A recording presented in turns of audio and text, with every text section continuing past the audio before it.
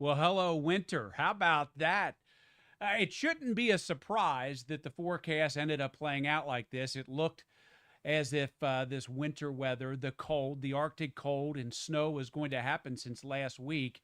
But it might be a shock because we're just a little more than a week into the month of November.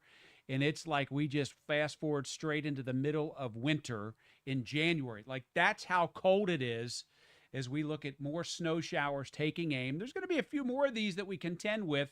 Not everyone's going to have the same amounts when it's all done. Not everyone's going to have slick travel. But if you've been watching this morning, you've looked outside, I guarantee you've at least seen some flurries come down. But there's been some of us where the roads have been treacherous.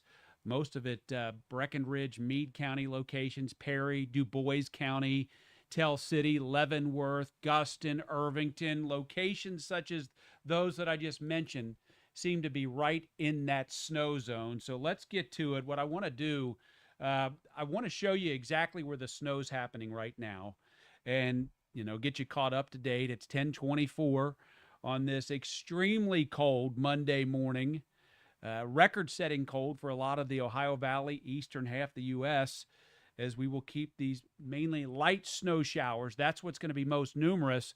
But as we do a deep dive into it, what you're going to find is basically the intense snow burst, the snow squalls represented by the dark blue. And it is so vital as we get more in tune with winter coming up, as we see more snow events. You really want to focus on the dark blue when it comes to snow squalls and snow bursts and snow showers, because in this environment, visibility comes down in an instant. Might happen in 30 to 60 seconds where you go from some splash and dash flurries and then all of a sudden you can barely see. So what we're looking at as this swirls around the low, this is legitimately part of the polar vortex that has moved south. It doesn't have to only occur in wintertime when you talk about the polar vortex. It can dislodge and move south various times throughout the season. This is just one of those freak of nature's freak event where it's moving so far south. The atmosphere is unstable from surface temperatures in the 20s and 30s today. As you climb to 10 to 20,000 feet, you're talking about going to 40 and 45 degrees below zero. Extreme instability. So that's why some of these snow bursts tap into it. And what's ripping right now, Crawford and Harrison County, and again, Meade and Breckenridge County just getting pummeled with big snowflakes. And this is going to be one of those ordeals. These county roads are not going to be your best friend today. You're going to be slipping and sliding, especially when you get to some of these locations where they're winding and then you get some elevated portions of it. This will be a white knuckler, and it's hitting Radcliffe again as I zoom in. Radcliffe up towards West Point, and then definitely over towards Brandenburg, New Amsterdam, New Middletown.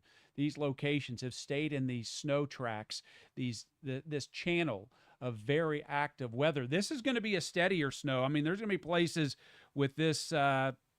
Now that we see that large area blue set up, that pick up more than an inch, I would expect. We've already had parts of Meade and Breckenridge County approach an inch, so it's not like that's going to be too difficult to do when it comes to Metro Louisville, from Okolona Valley Station and then over to the east side of Jefferson County. If you just sort of take the gene and curl all the way up towards Old Henry Road and then take it over towards Oldham County, I don't want to say it's not a big deal, but most of that snow is light and just some friendly flurries, nothing too harmful about it.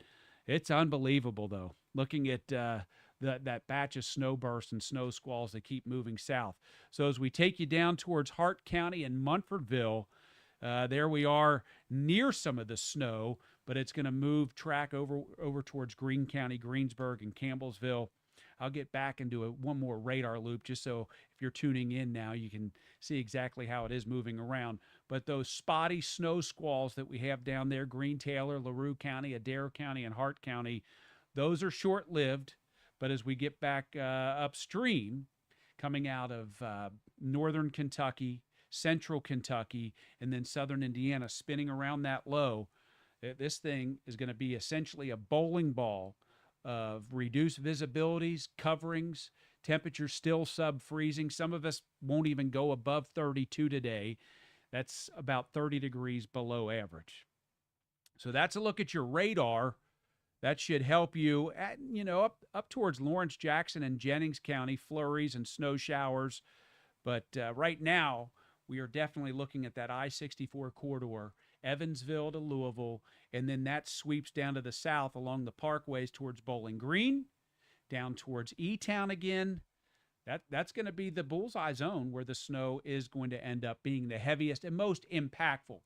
Now, there's a winter weather advisory. We've covered up all of Kentuckiana with a winter weather advisory because of the wind, blowing snow, reduced visibilities because of the cold, not because this is a massive winter storm where you're going to have to get out plows and salt trucks everywhere, but it is equal possibilities, equal parts, fair game that in every county in Kentuckiana, some of these snow showers that produce these quick coatings will snarl some traffic briefly.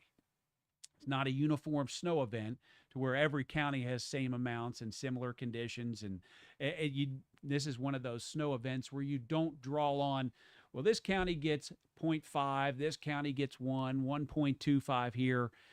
It's just not how it works in this situation.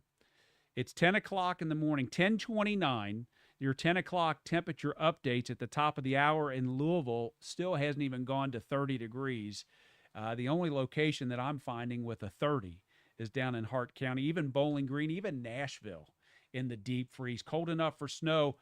That's sort of rare. When you're in November, if it's snowing, you're probably going to hear any of us in the weather office say, well, the rain-snow line's going to set up here. There's going to be some mixing. It's just not quite cold enough. That's why this is such a freak.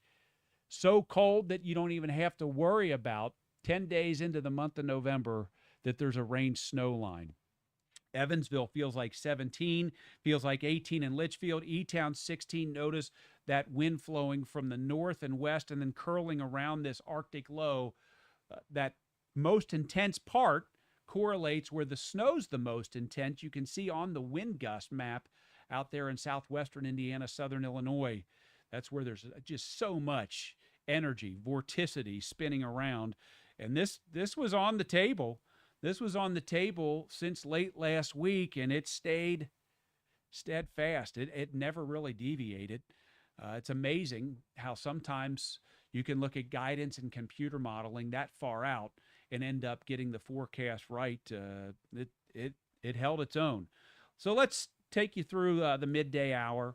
Still low 30s. Feels like the teens and 20s. Most of the time in the afternoon, the wind chill will be in the low to mid 20s. The back edge and northern flank of the snow, midday, 1 o'clock, will be up along Highway 50, Lawrence, Jackson, Jennings County, Jefferson County, Indiana, Clifty Falls, Madison. Coverings already reported up that way. My father-in-law in Vivi has snow on the ground. Cincinnati. You just have to have your head on a swivel as you travel. Most of the time, you're not going to encounter snow-covered roads, but there will be select spots where it's not a picnic. So here we are at 3 o'clock. Temperature still in the 30s. Once we get some clearing, and there'll be some sun breaks coming back out up in northern sections of Kentuckiana, looking at southern Indiana, finishing the day with some sun. Maybe that's one of the warmer areas where we hold on to the clouds down south. It's a few degrees colder. So this is sort of inverse the way it plays out. Usually it's colder up north and more mild down south. But this is dictated by the actual center of the low pressure and cloud cover and where it's snowing. We'll clear out tonight. Tomorrow morning, we're in the 20s. The winter weather advisory will be over at that point. Tomorrow is not real sunny. Tomorrow looks mostly cloudy. Tomorrow has about a 10 to 15% chance as that more mild flow from the southwest comes in. We find a spotty flake, ice pellet, sprinkle, slight chance that any precipitation happens out of that cloud base as we look at our Tuesday. But it is windy and chilly, and the average highs in the upper 50s. So another day where we're almost 20 below average tomorrow. Wednesday is a difference maker. Strong wind, sunshine. Now we're cooking up some warmth. Upper 50s and low 60s, essentially going above average on Wednesday as we look at that stretch Wednesday at 5 o'clock. And a totally different setup as we head towards the end of the week and this weekend. We'll get into those temperatures near 70 today. WDRB News on the midday show. And then Rick DeLuca's in tonight. Radar Ricky's going to have you covered with what's left over of this early season snowmaker. One more time, checking out those snow showers and snow squalls in the spring and summer when you get the pop-up downpours and thunderstorms. They don't last forever, but where they roam, it's not fun. And same thing with winter's versions of those pop-ups today. Most of them will be situated along and west of I-65 in the coming hour, but curling down near the Cumberland Parkway. I think Grayson County, Hardin County again. We'll be watching some of those live tower cams. And before I shut this down, I want to give a big thank you to everyone that helped out with weather reports today. It's crucial. Look, no matter if you work at WDRB News or any media outlet, there's only so many people, so many employees that you have to go around to go out and cover one large particular area. So we can't cover every single county with, the staff that you have. So when we get all these weather reports and videos and weather photos, that you step up and helps tell the complete weather story and really help everyone else plan their day and get along. So thank you very much for that. There's your look at the radar. Let me know if you like it, love it, hate it. One of my favorite photos of the day was a gentleman that said, "This sucks." He had his snow-covered windshield and wrote it in there, and I'm sure he's not the only one that